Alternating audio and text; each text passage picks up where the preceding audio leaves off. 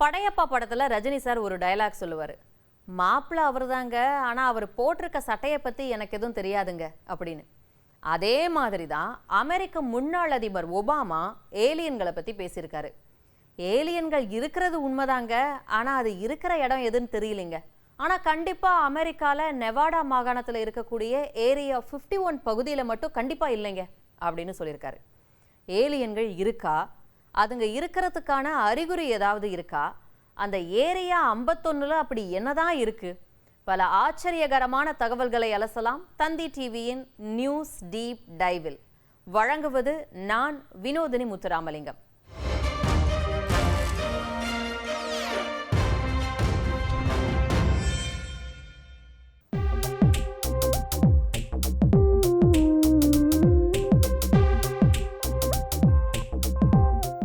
அமெரிக்காவுடைய நெவாடா மாகாணம் அப்படியே உள்ள போனோம்னா கிட்டத்தட்ட 300க்கும் அதிகமான மலைத்தொடர்கள்.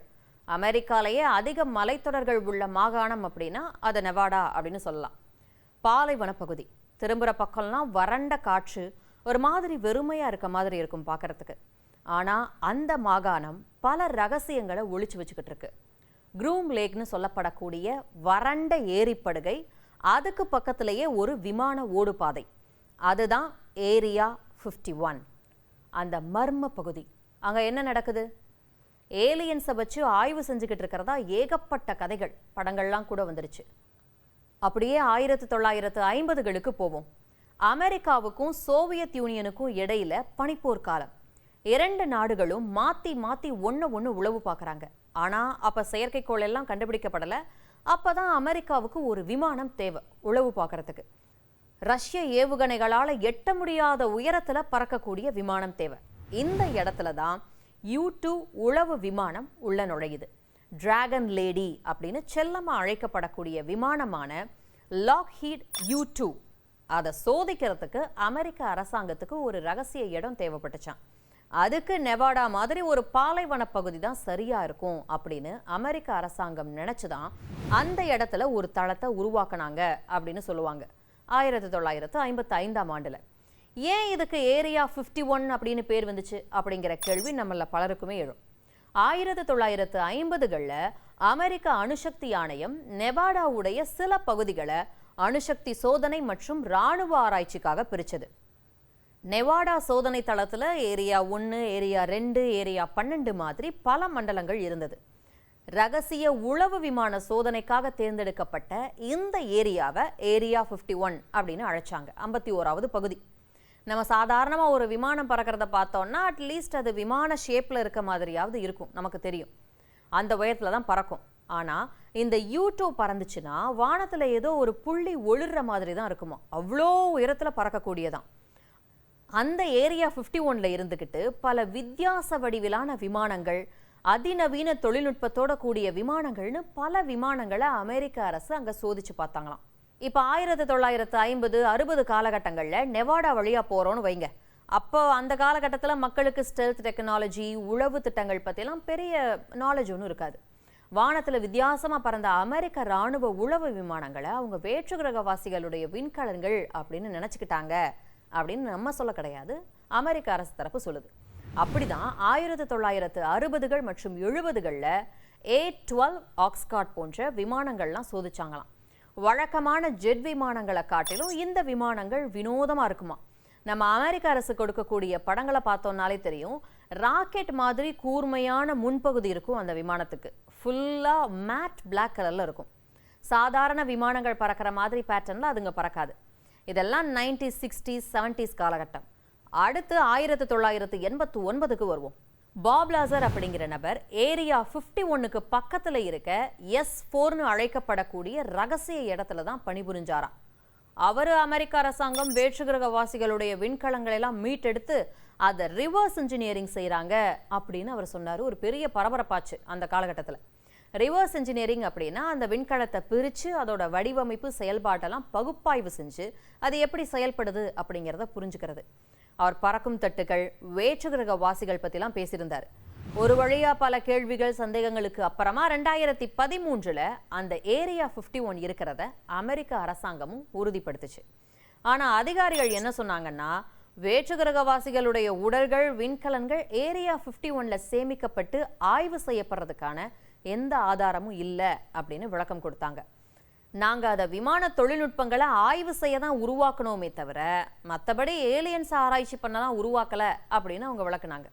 இப்போ அமெரிக்க முன்னாள் அதிபர் ஒபாமா என்ன சொல்லியிருந்தாருன்னா, ஏலியன்களை நான் சந்திச்சது கிடையாது, ஆனா இந்த வேற்றுகிரகவாசிகள் இருக்கிறது உண்மைதான், அவங்க எங்க இருக்காங்கன்னு எனக்கு தெரியாது அப்படின்னு இருக்காரு.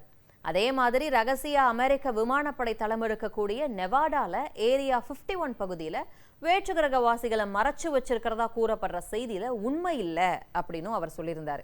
அதோட ஏலியன்களை மறைச்சு வைக்கிற அளவு இங்க வசதியும் இல்லை, மிகப்பெரிய சதி திட்டம்லாம் செஞ்சு அமெரிக்க அதிபருக்கு கூட தெரியாம அதை மறைச்சு வச்சிருந்தாதான் சாத்தியம், ஏலியன்களை மறைச்சு வைக்கிறது சாத்தியம் அப்படின்னு ஒபாமா சொல்லியிருந்தாரு.